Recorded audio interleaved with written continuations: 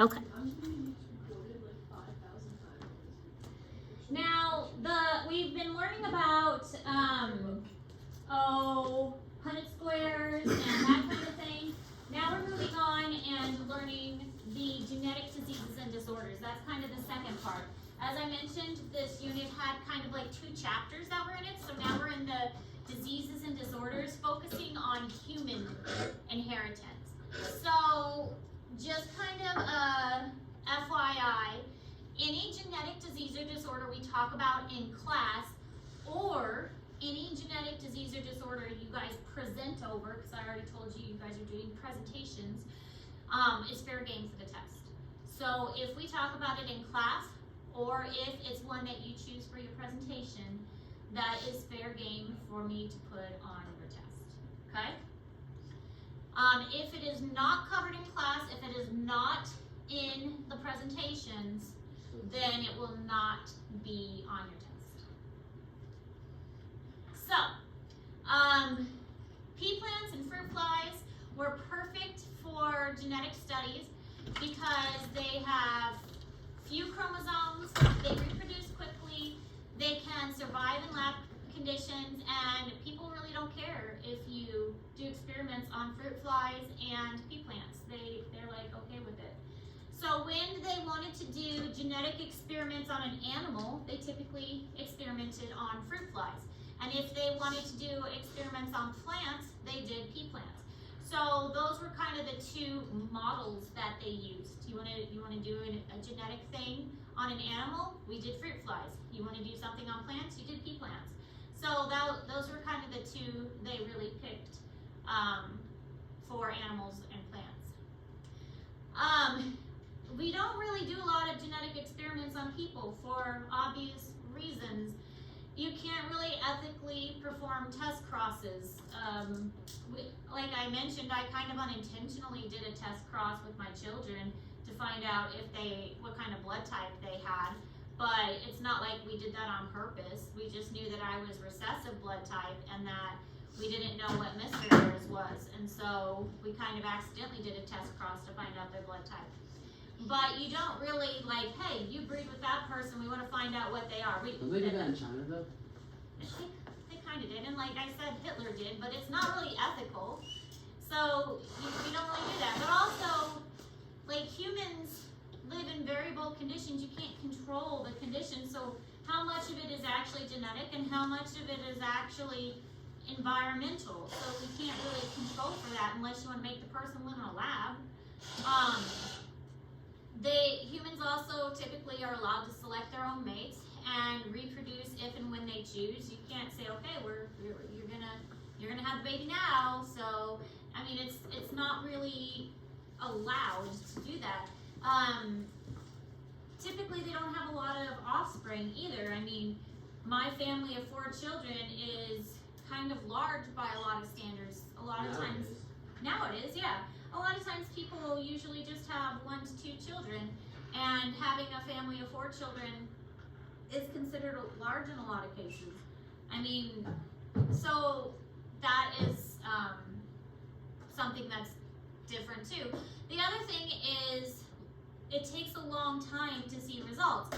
Humans have a very large lifespan, so if I wanted to, I know it sounds weird, breed my children, that's very weird to think about, it'd have to wait a long time. I mean, my daughter's only 15. I don't want her to have kids at least for another 10 years. I mean, 25 would be a good age for her to have kids. So I have to wait 25 years to see any results of grandchildren. So it's a long generational span to see any results. So, doing these traits on humans is just really not feasible to see results. So let's do fruit flies because their generations are a lot shorter and nobody cares if you experiment on fruit flies. So a single gene disorders affect about 1 in 100 people, and most human traits are polygenetic, meaning it's influenced by multiple genes. So we can look at the humans in general and say, hey, let's just look at the human population as it is and look at the traits that we've got. And we can get kind of an overall estimate, like we did here in class, by just looking at the class size and then writing down the characteristics on the board, and we can get an that way. And traits can also be influenced by environmental factors. I mean, things like, our skin color changes in the sun. In the summertime, we get a tan and our skin turns darker. I mean, those are environmental influences. Our hair color turns lighter when we go out in the sun. So, yeah, there's going to be things that vary depending on the time of year, depending on environmental things. There's a lot of variation.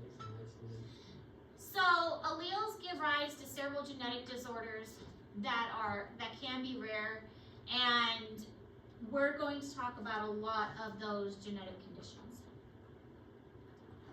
Some people have very pretty eye color. I think those light blues and like almost golden. Mine are kind of a dark green blue. I just want like the top middle one. Really? Wide, like mine's the middle center I've ever been. So when I had cataracts, my eyes were one color, but they took the cataracts out and my eyes actually changed color, which was because cataracts are like a cloudy of the lens, and so when they took the cataract out, it actually changed my eye color. It was really weird.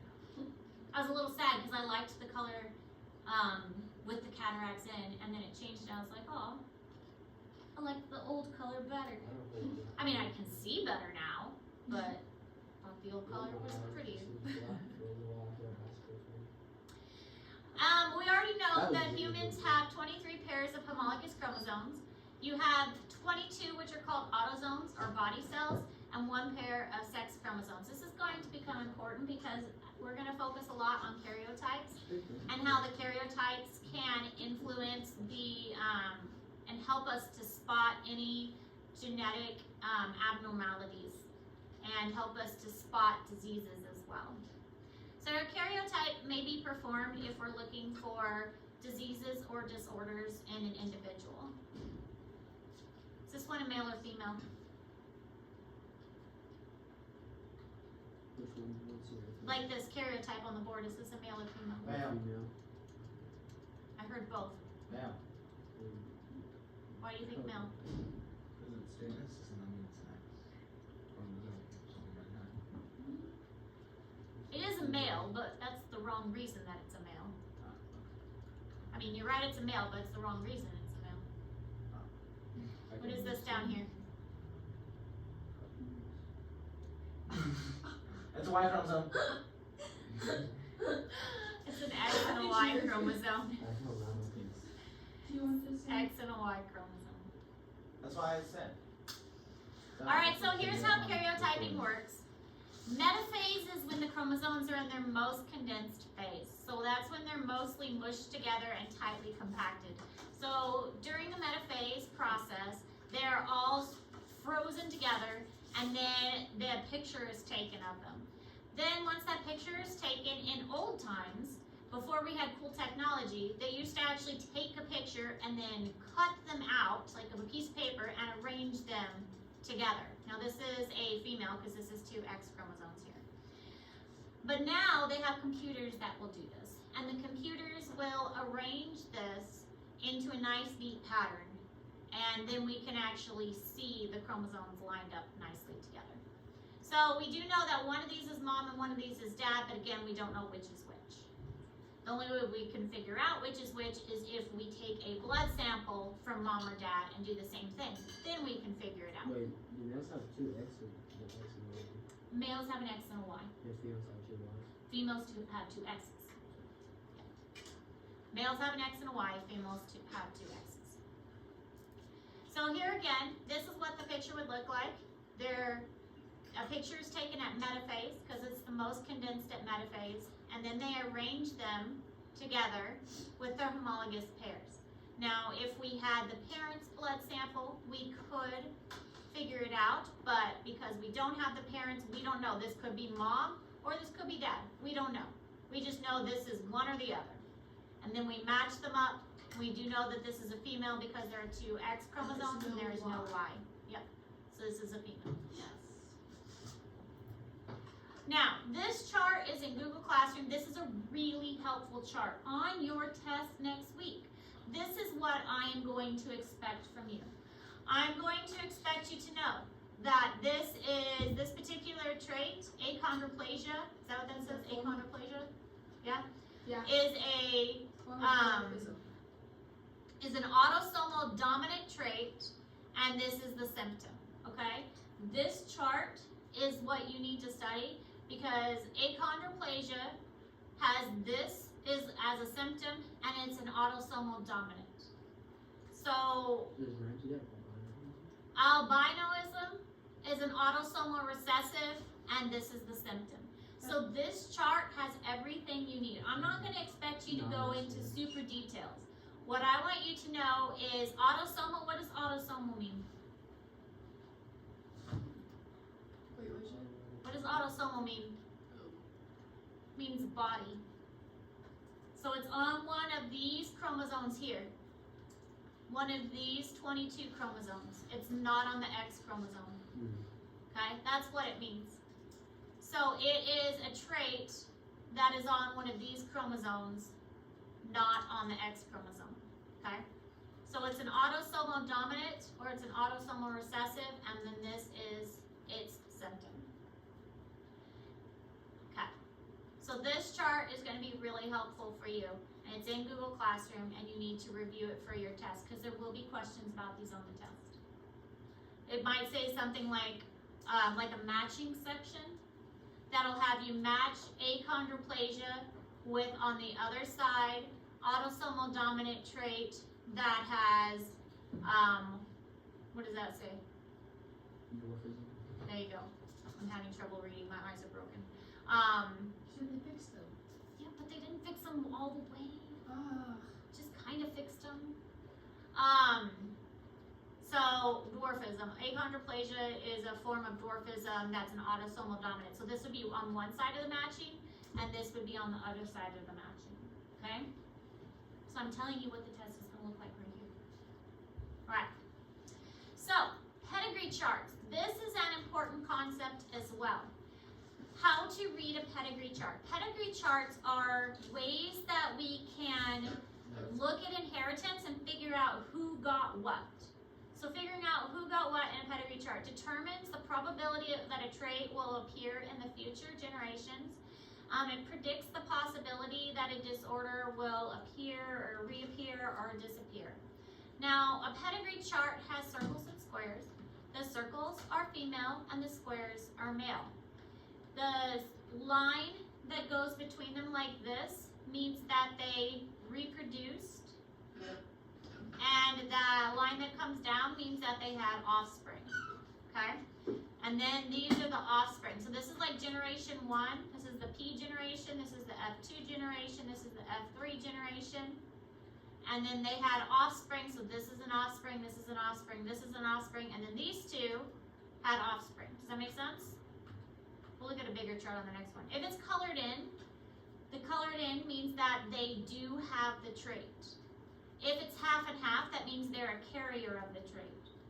Means that they have the trait, but it's not expressed, like I'm just carrying the trait.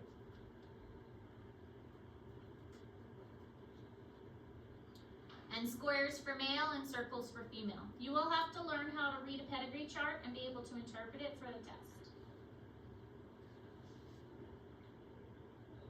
So we will practice with these.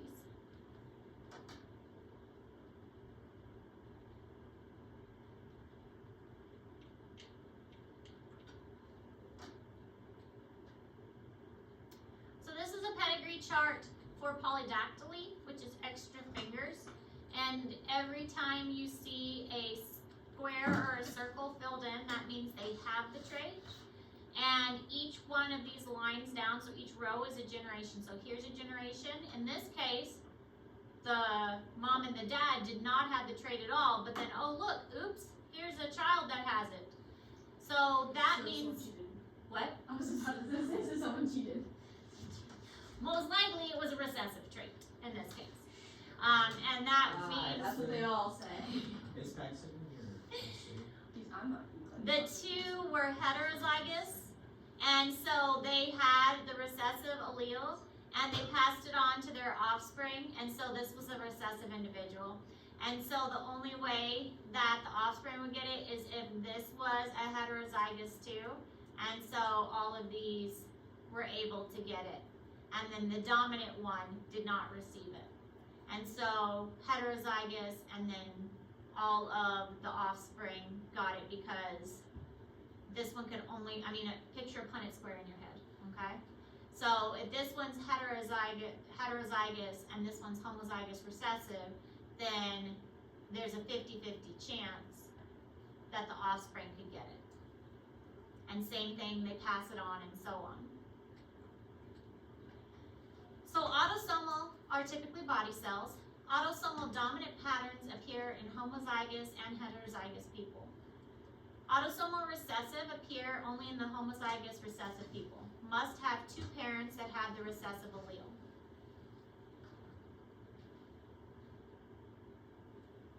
The parent can be a carrier and not express the trait themselves. So they can be a carrier, and that's why it appears like it skips a generation. They're a carrier. Or it could be a completely recessive individual. In that case, it does appear in their generation. Or it could be a cheater. It could be. Is Paxton?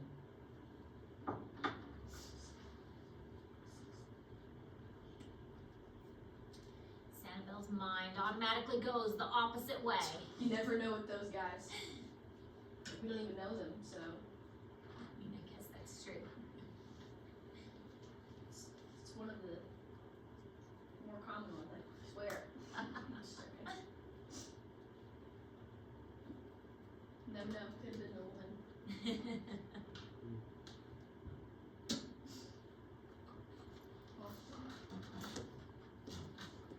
The man cheated who I think girl realizes. Yeah.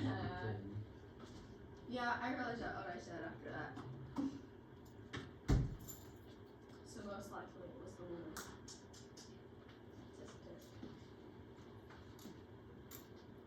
She could have been in a coma for multiple years, and he could have cheated and be like, "This is your." You are kid, creating you like a forgot- whole soap opera off of this This one, is your kid you forgot about. Hi, this Mom. one thing.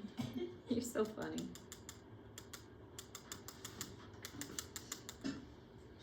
Just give me paper. I can write a script. There you go. You can just have that.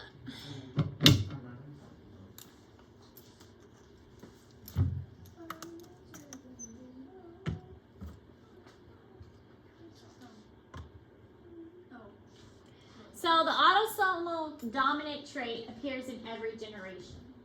If it's got a dominant trait, you can usually assume it's dominant because here are two dominants and it's going to appear. And here is another dominant, so it's going to appear in every generation. These are two recessive though, so it's not going to be in these offspring because the recessive only are going to have recessive offspring.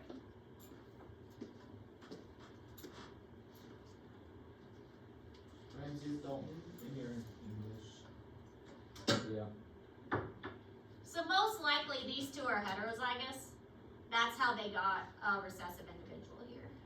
So these would be heterozygous. So they had a recessive individual.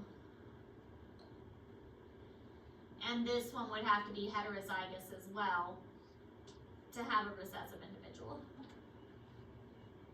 Cute.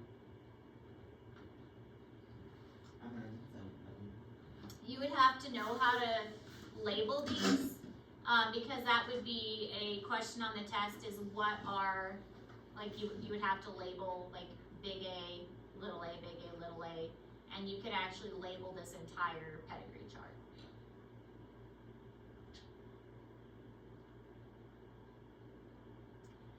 And this just kind of shows how the inheritance would work if you had parents with these different combinations.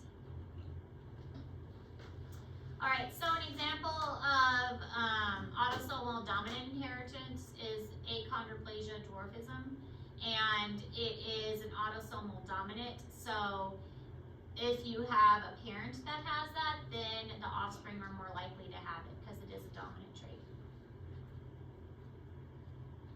And this shows how the combination would work.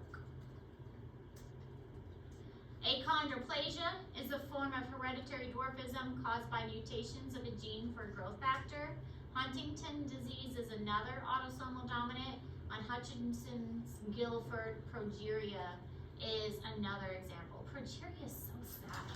Progeria is where it causes like severe aging. So it's like the child ages super quick. In the case of progeria, it's like the child ages way faster than they're supposed to, and they usually die super young. Like Sam Burns. Yeah, usually die super young from like heart disease. So sad. We learned about him in 3rd grade at my old school. Oh. And then he died when he was Well, you didn't get any photos of me, right? No, I didn't. Oh. It's written stuff. It's reformed silence. But I'm not about to use them. Hallelujah. Austin's Landed Magazine.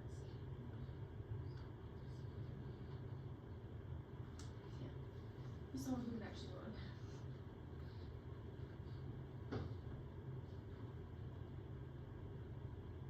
I'm not even so low. I'm not even so low. My back hurts so bad.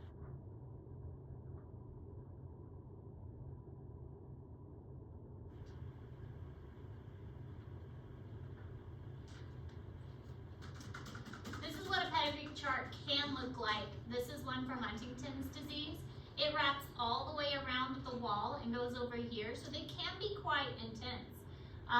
They can be tracked very, like through multiple generations. Some of them are obviously not this crazy, but some of them can be quite complicated. So the autosomal allele for recessive ones, in a recessive pattern is expressed only in the homozygous ones. So recessive traits may skip generations. And people in the heterozygous for the allele are the carriers. You will need to be able to look at a pedigree chart and determine if it's autosomal dominant or autosomal recessive. And with the ones that are autosomal recessive, you will notice less of the black circles and squares, and the chart will have more white on them, and it will skip generations, and it won't be as many of the affected individuals.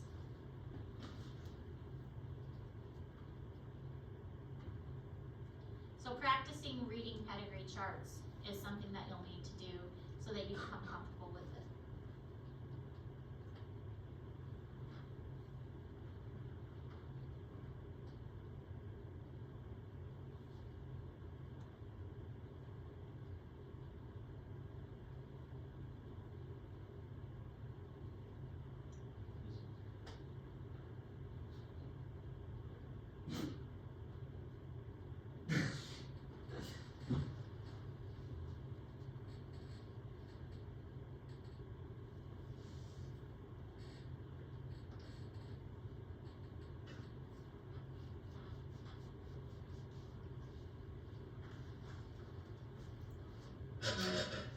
Alright, so here's an example of a recessive inheritance, how it can hide in the individual and only the recessive trait is going to be the one that shows. So this one doesn't have the trait at all, these two are carriers, and this one will show the trait.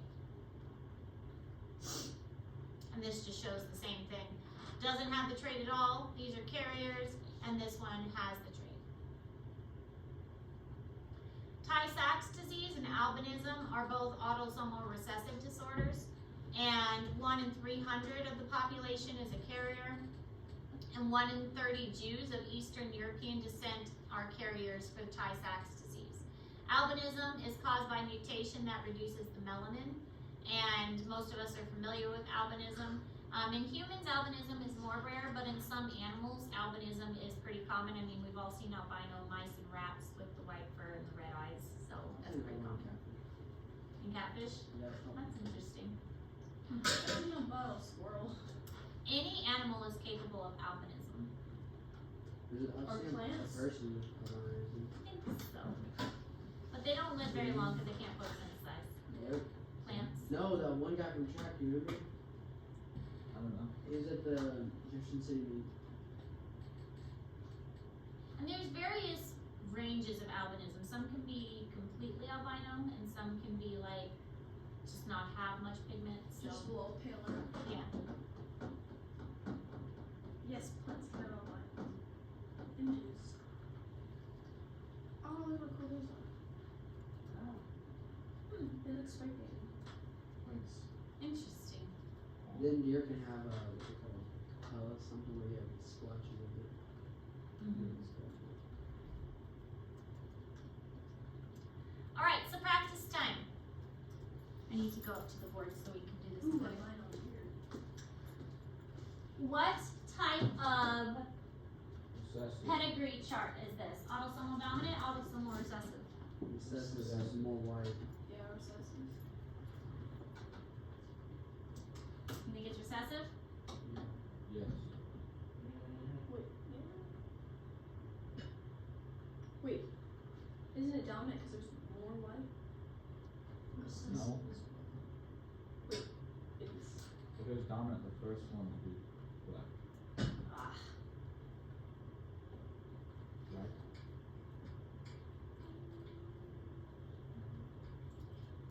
I'm not sure. hold on.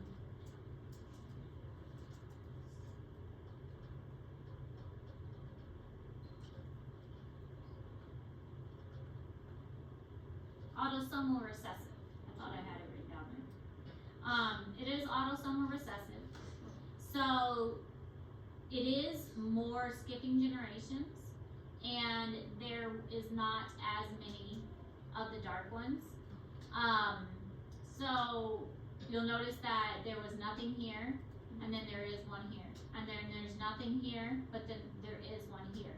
So because it's skipping generations, and see there's one here, but then there's nothing here, then that means it's a recessive trait.